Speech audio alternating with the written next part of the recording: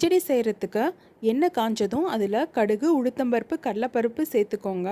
அது நல்லா பொரிய ஆரம்பித்ததும் சீரகம் சேர்த்துக்கலாம். இப்போது நீளமாக கட் பண்ணி வச்சுருக்க வெங்காயம், பச்சை மிளகாய், கருவேப்பிலை சேர்த்து ஒரு தடவை வதக்கி விட்டுருங்க. பொடி பொடியாக கட் பண்ணி வச்சுருக்க கேரட்டையும் பீன்ஸையும் சேர்த்துக்கலாம். இது நம்ம தண்ணி இல்லாமல் வேக வைக்க போகிறோம். ஸோ சின்ன சின்னதாக கட் பண்ணிக்கோங்க. துருவின இஞ்சி சேர்த்துக்கலாம்.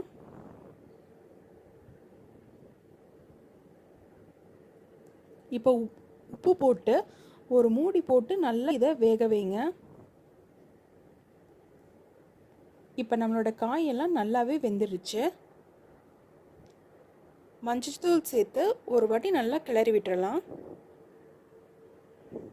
இப்போது நான் ஒரு பேனில் பாலையும் தண்ணியையும் கொதிக்க வச்சுருக்கேன்.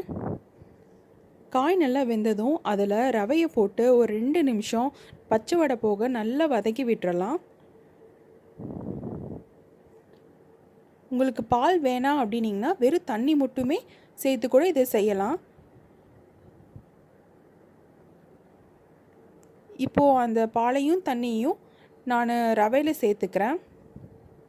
இந்த மாதிரி சூடாக நீங்கள் கொதிக்க வச்சு தண்ணி சேர்க்கும்போது அந்த ரவை நல்லாவே சீக்கிரமாக வெந்துடும். நான் இன்னொரு பேனில் கொஞ்சமாக நெய் விட்டு முந்திரி தாளிச்சிக்கிறேன். உங்களுக்கு வேணும்னா நீங்கள் நெய் சேர்த்துக்கலாம், இல்லைன்னா இது ஆப்ஷனல் தான். நான் குழந்தைங்களுக்கு செய்கிறதுக்காக நான் இப்போ நெய் சேர்த்துக்கிறேன்.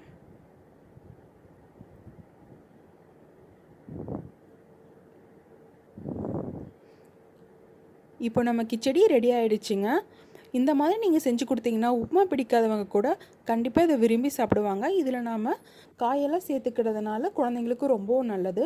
இப்போது இதோட டெக்ஸ்சரை பாருங்களேன், எவ்வளோ சாஃப்டாக வந்திருக்குன்னு சொல்லிட்டு. இப்போ கடைசியாக நாம் தாளித்து வச்சுருக்கிற முந்திரியை சேர்த்துக்கலாம். இதை ட்ரை பண்ணி பார்த்து எப்படி இருக்குன்னு கமெண்ட் பண்ணுங்கள்.